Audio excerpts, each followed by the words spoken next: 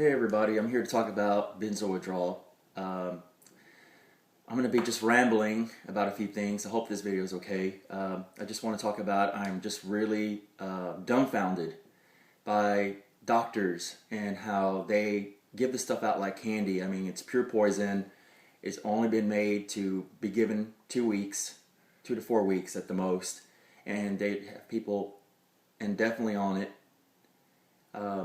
So it's just crazy how psychiatry and big pharma are in, like this, pretty much. And they are basically killing people, basically ruining people's lives. And it's for the money. It's not to make anyone better. I mean, the studies are out there. There's one guy, he's a journalist. His name is Robert Whitaker. He wrote a book called Anatomy of an Epidemic. And he's talking about talk therapy. In the long run, works a lot better than these poisons because that's what they are. Anyways, I want to talk about, I ended up in a Scientology rehab, which was a nightmare when I first went into acute withdrawal, and they completely removed me off of Klonopin. I had been trying to taper from 4 milligrams, and I got myself down to 1 milligram, and I was completely just taken off of that, treated like an addict, and, made to do these mental exercises and be broken down into this cult. Basically, it was a nightmare. I was in complete terror because I was in acute withdrawal for 2 weeks there, and I was supposed to be there for 3 months.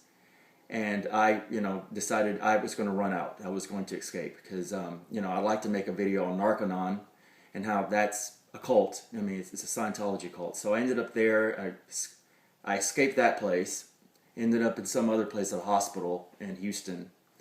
That was much better. They wanted to give me Seroquel, which is another poison, which is a antipsychotic to sleep.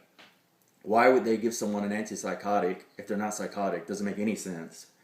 And I know one of the persons here on my friends on Facebook actually went blind because of taking Seroquel for a number of years. Her name is Nancy Rubenstein. Gucci, I think is her last name, I'm not sure. But anyways, they wanted me on that and on gabapentin, and I said no. I knew at that moment that it was the drugs that had been killing me, that had, made me extremely ill, had taken my life away from me. And so I just went ahead and just tried to, pretty much just go, as rough as it could be, just go through it.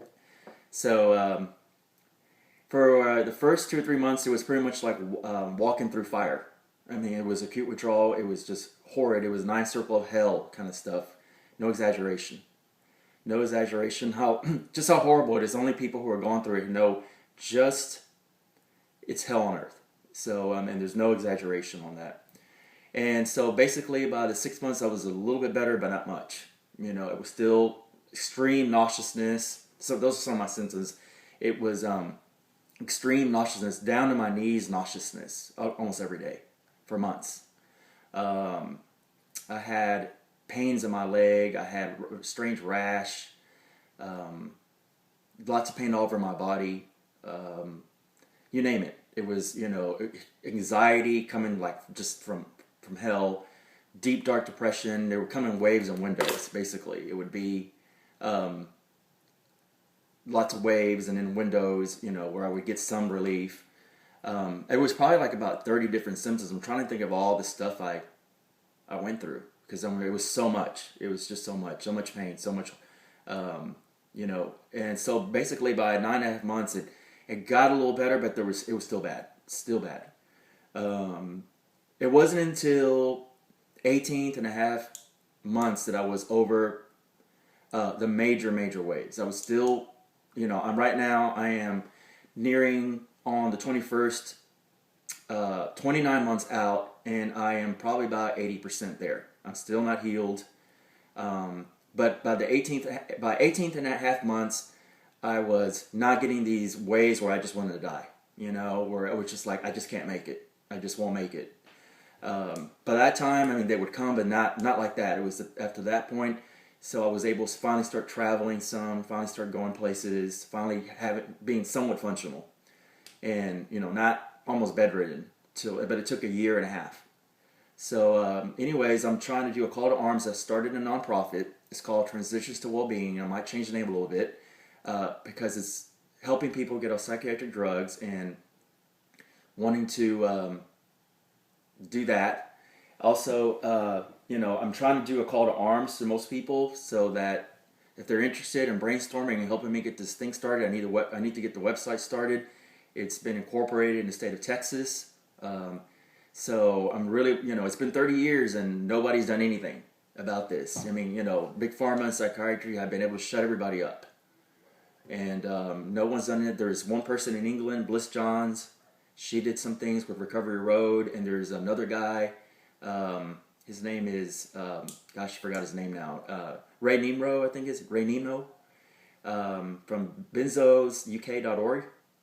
But there's been nothing in the United States. No one has come down and, it's a grassroots kind of thing. It's the people are going to have to do something because psychiatry and Big Pharma are out of control. They just are. And, they're the experts, supposedly. And they don't reveal to you the hidden dangers of these, chemicals, these inorganic chemicals that the body just cannot assimilate and destroy and poison the central nervous system. So anyways, this is my first video. I'm not very comfortable talking, but I had to say something. So, okay, that's it. All right, see you later. Bye.